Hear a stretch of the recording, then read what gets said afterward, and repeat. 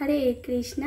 आज के हलो श्री भगवद गीता यथायथ अध्याय नम्बर 2 संख्या जोग श्लोक नम्बर 36। अवच्च वदंश च बहुन वदयन्ति तवाहिता निंदन्त स्तब्ध सामर्थ्यं तत दुःखतरं न किमु। अनुवाद, তোমার শত্রুরা তোমার সামর্থ্যের নিন্দা করে বহু অকথ্য বলবে, তার চেয়ে অধিকতর দুঃখদায়ক তোমার পক্ষে আর কি হতে পারে। তাৎপর্য, পরমেশ্বর ভগবান শ্রীকৃষ্ণ প্রথমে অর্জুনের অনাবশ্যক করুণা দেখে আশ্চর্যজনিত হয়েছিলেন এবং বলেছিলেন, এই ধরনের মনোভাব কেবল অনার্যদেরই শোভা পায়। এখন তিনি বিভিন্নভাবে যুক্তি দিয়ে অর্জুনের তথাকথিত করুণার বিরোধিতা করেছেন। 36 নম্বর শ্লোক শেষ। 37 নম্বর শ্লোক। হতো বা প্রাণ শশী স্বর্গং জিতো বা ভক্ষস্য মহিম তস্মাদ্দুতিত কন্তেও যুদ্ধায় কৃত নিশ্চয়। অনুবাদ, হে কুন্তিপুত্র, এই যুদ্ধে নিহত হলে তুমি স্বর্গলাভ করবে আর জয়ী হয়ে পৃথিবী ভোগ করবে। অতএব যুদ্ধের জন্য দৃঢ় সংকল্প হয়ে উত্থিত হও। তাৎপর্য, যুদ্ধে এমনকি অর্জুনের জয় সুনিশ্চিত না থাকলেও তাকে যুদ্ধ করতেই হতো। সেই যুদ্ধক্ষেত্রে নিহত হলেও তিনি স্বর্গলোকে উন্নতি হতেন।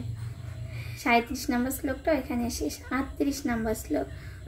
সুখে দুঃখে সমকৃতা লাভালোভ জয়া জয় তত যুদ্ধায় যুজস্ব নৈবং পাপমা বাসংসি। অনুবাদ, সুখ দুঃখ লাভ ক্ষতি জয় পরাজয়কে সমান জ্ঞান করে তুমি যুদ্ধের নিমিত্তই যুদ্ধ করো, তাহলে তোমাকে পাপের ভাগী হতে হবে না। তাৎপর্য, ভগবান এখন স্পষ্টভাবে অর্জুনকে বলেছেন যে যুদ্ধের নিমিত্তই কেবল যুদ্ধ করতে, কেননা তিনি এই যুদ্ধ চেয়েছিলেন। কৃষ্ণ ভাবনাময় কার্যকলাপের ক্ষেত্রে সুখ বা দুঃখ, লাভ বা ক্ষতি, জয় বা পরাজয়ের বিবেচনা করা হয় না। সবকিছু ভগবান শ্রীকৃষ্ণের জন্যই সম্পাদন করা উচিত। এটি হচ্ছে অপ্রাকৃত চেতনা। সুতরাং তার ফলে কর্মের কোনো প্রতিক্রিয়া থাকে না। সত্য গুণেই হোক অথবা রজগুণেই, যে নিজের ইন্দ্রিয়ের তৃপ্তি সাধন করার জন্য কর্ম করে তাকে প্রতিক্রিয়া স্বরূপ ভালো বা মন্দ ফল ভোগ করতে হয়। কিন্তু যে কৃষ্ণ ভাবনাময় কার্যকলাপে সর্বত্রভাবে আত্মনিয়োগ করেছে আর সাধারণ কার্যকলাপের মতো কারোর কাছে বাধ্যতাবাধকতা থাকে না বা কারোর কাছে সে ঋণীও থাকে না।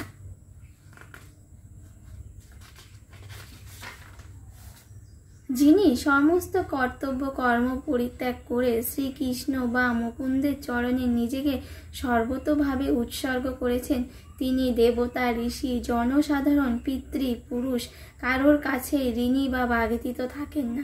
এই শ্লোকে অর্জুনের প্রতি এটি শ্রীকৃষ্ণের পরোক্ষ ইঙ্গিত এবং পরবর্তী শ্লোকে এই বিষয়টি আরও স্পষ্টভাবে আলোচনা করা হয়েছে। হরে কৃষ্ণা। 38 নম্বর শ্লোক এখানেই শেষ। হরি বল।